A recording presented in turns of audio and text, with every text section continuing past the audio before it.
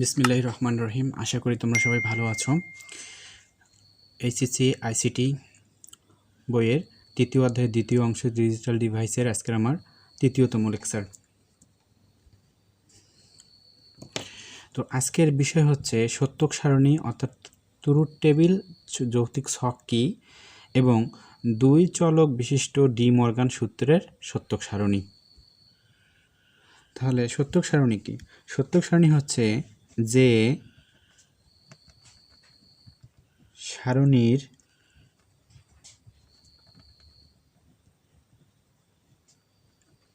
মাধ্যমে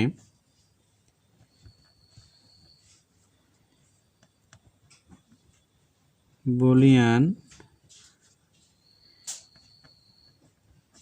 বীজগণিতের বিভিন্ন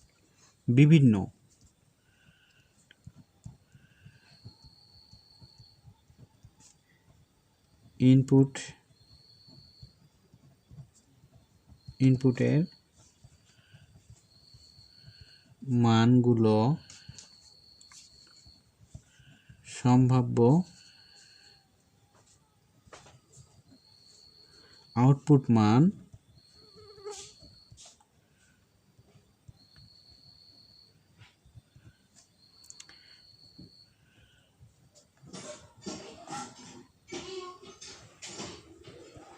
দেখানো যায় তাকে সত্যক সারণী বলা হয়।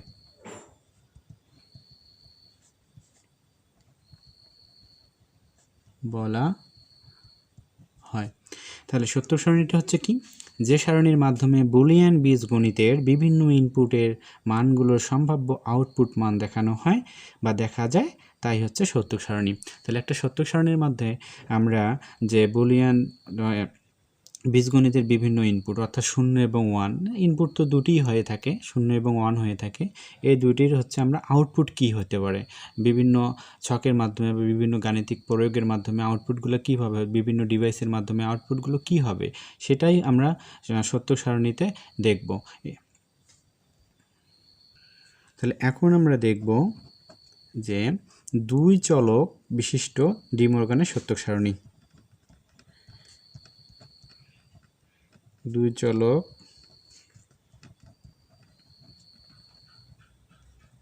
বিশিষ্ট ডি মর্গানের সূত্রের সত্যক সারণী।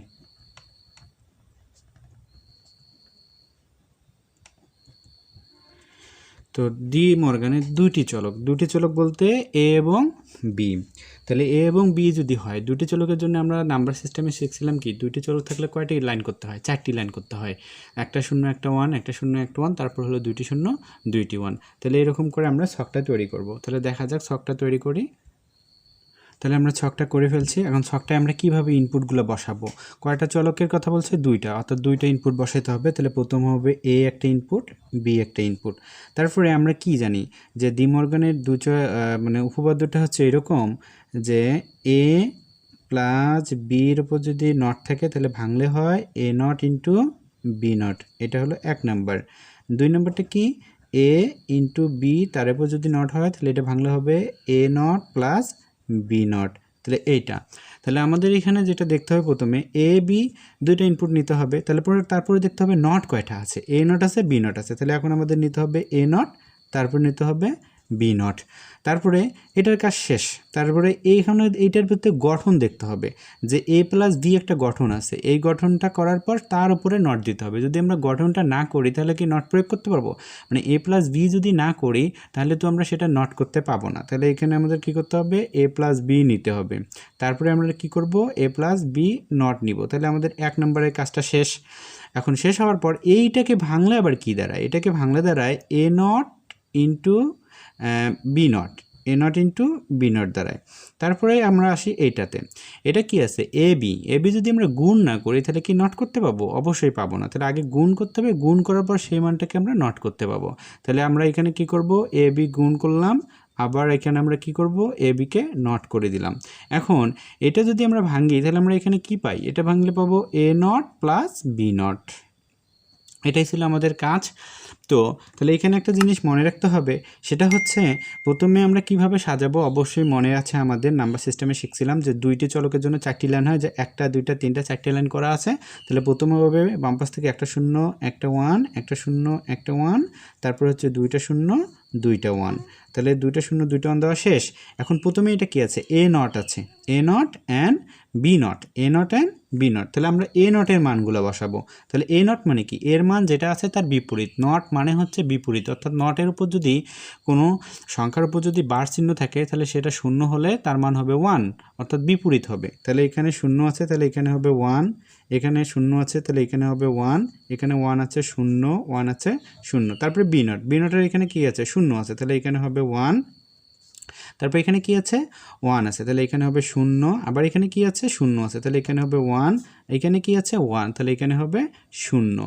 এটা হলো আমাদের নট শেষ। এখন প্লাস মানে কি, প্লাস মানে দুইটা এ এবং বি, দুইটার মান আমাদের যোগ করতে হবে। এই যে এ এবং বি, এ এবং বি দেখা যাচ্ছে, তাহলে এ আর বির যদি মান যোগ করি প্রথমে, তাহলে 0 0 যোগ করলে আমরা কি পাই, 0 পাই। 0 আর 1 যদি যোগ করি তাহলে কত পাই, 1 পাই।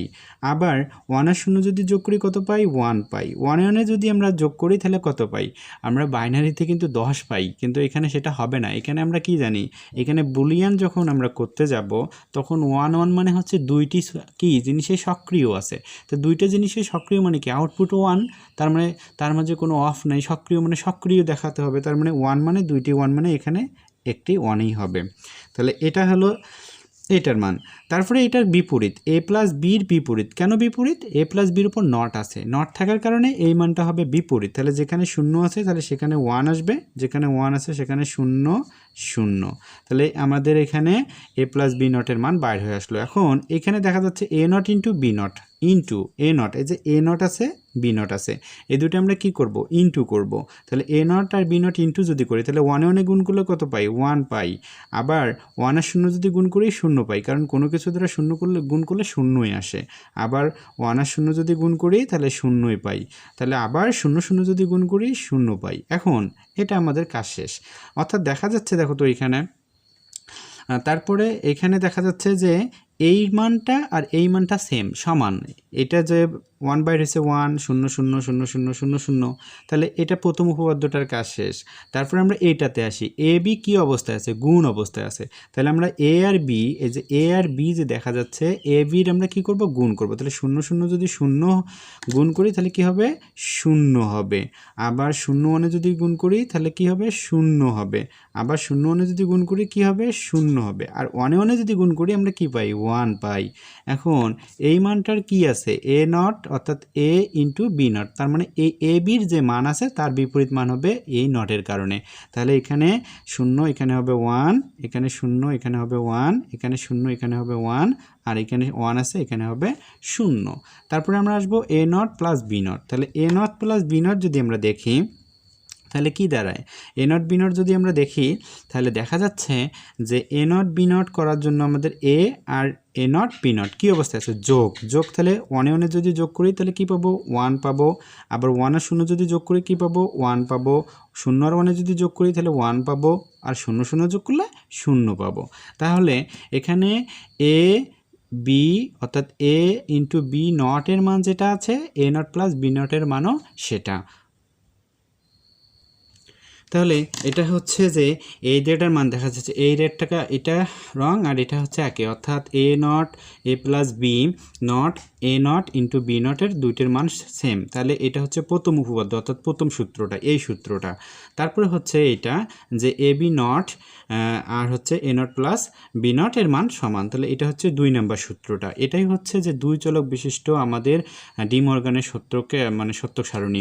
তাহলে সত্যক সারণীর মধ্যে দেখা যাচ্ছে কি, এ বি দুইটা ইনপুট আছে, এই দুইটা ইনপুটের সম্ভাব্য আউটপুটগুলো আমরা এগুলো দেখতেছি। শুধু আমাদের এই দুইটা হলো ইনপুট আর এগুলো সবগুলো আউটপুট। তাহলে এটার আমাদের এটা ইনপুটের কাজ, এগুলো আমরা আউটপুট ঘটাইলাম। তাহলে এখানে দেখতে হবে প্রথমে যখন আমরা সত্য সারণী করতে যাব তখন অবশ্যই আমাদের প্রথমে যেটা মাথায় রাখতে হবে সেটা হচ্ছে যে এখানে দেখতে হবে কয়টি চলক আছে। চলক আমাদের দুইটি, তাহলে প্রথমে দুইটি চলক নিব, তারপরে দেখতে হবে কয়টি নট আছে, দুইটি নট আছে, এ নট বি নট, তাহলে দুইটি নট নিব, তারপরে দেখতে হবে গঠন কিভাবে সেটা গঠন করা আছে। গঠন করা আছে এ প্লাস বি একটা গঠন, তারপরে সেই গঠনটাকে এ প্লাস বি নট এটা আরেকটা গঠন। কারণ হচ্ছে এ প্লাস বি যদি না করি তাহলে এ প্লাস বির মান বাইর করা সম্ভব না, এই জন্য এ প্লাস বি আগে করতে হবে, তারপরে এ প্লাস বি নট বার করতে হবে। তারপর আরেকটা গঠন হলো এ প্লাস এ ইন্টু বি, তাহলে এ ইন্টু বি যদি মান বাইর করতে না পারি তাহলে সেই মানটা কখনো নট করতে পারবো না। তাই জন্য আমাদের এই গঠনটা আগে করতে হবে, তারপর এই গঠনটা, বন্ডগুলো সম্পর্কগুলো দেখতে হবে, তারপরে আমাদের এই মানটা অবশ্যই লিখতে হবে, কোনো কিছু স্কিপ করা যাবে না, বাদ দেওয়া যাবে না। তাহলে এটাই হচ্ছে দুই চলক বিশিষ্ট ডি মর্গানের সূত্রে সত্যক সারণী। তাহলে তিন চলকটা অনুরূপভাবে তোমরা প্র্যাকটিস করে নিবা, কোনো সমস্যা নেই। আর যদি সমস্যা থেকে থাকে তাহলে অবশ্যই আমাকে কমেন্ট করবে, আমি তিন চলক বিশিষ্ট নিয়েও আলোচনা করব। তো প্রিয় শিক্ষার্থীরা, তোমরা যারা আমার এই আইসিটির লেকচারগুলো দেখলা বা দেখতেছো বা দেখবা, অবশ্যই আমার এই অধ্যায়গুলোর বা এই লেকচারগুলো সম্পর্কে ভালো মন্দ কমেন্ট করে জানাবা যে কেমন হচ্ছে, তোমরা বুঝতে পারতেছো কি না, অবশ্যই কোনো সমস্যা আছে কি না সেই সম্পর্কে অবশ্যই মতামত জানাবা। আর এই ভিডিওগুলো শেয়ার করতে অবশ্যই ভুলবা না, বন্ধুবান্ধবদের মাঝে ছড়াই দিবা, ভালো লাগলে লাইক কমেন্ট করবা, এবং অবশ্যই আমার নতুন আরও ভিডিও ক্লাস আদর লেকচার পাওয়ার জন্য সাবস্ক্রাইব করতে হবে, সেই সঙ্গে নোটিফিকেশন বারটিতে ক্লিক করে দিবা, যাতে করে তোমরা আমার নতুন আপডেটগুলো সঙ্গে সঙ্গে পেয়ে যাও এবং দেখতে পারো। তো অবশ্যই ভালো করে অধ্যয়ন করবা, ভালো করে বোঝার চেষ্টা করবা, যে কোনো সমস্যা থাকলে তোমরা অবশ্যই আমার সঙ্গে যোগাযোগ করবা। ডিসক্রিপশন বক্সে আমার ডিটেলস দেওয়া আছে, ফোন নাম্বার, কন্ট্যাক্ট নাম্বার সব কিছু দেওয়া রয়েছে, তোমরা ওইখান থেকে আমাকে কন্ট্যাক্ট করতে পারো। কন্ট্যাক্ট করে আমার সঙ্গে যোগাযোগ করে যে কোনো বিষয়ের সম্পর্কে মতামত জানতে পারো, এবং এফবিআইডিও রয়েছে, এফবিআইডিতে তোমরা যোগাযোগ করে সেখান থেকে বিভিন্ন প্রবলেমের মেসেজে পিক দিয়ে সেটারও আমি সলভ করে দেবো ইনশাল্লাহ। তো তোমরা সবাই সুস্থ থাকো, ভালো থাকো, আল্লাহ হাফেজ।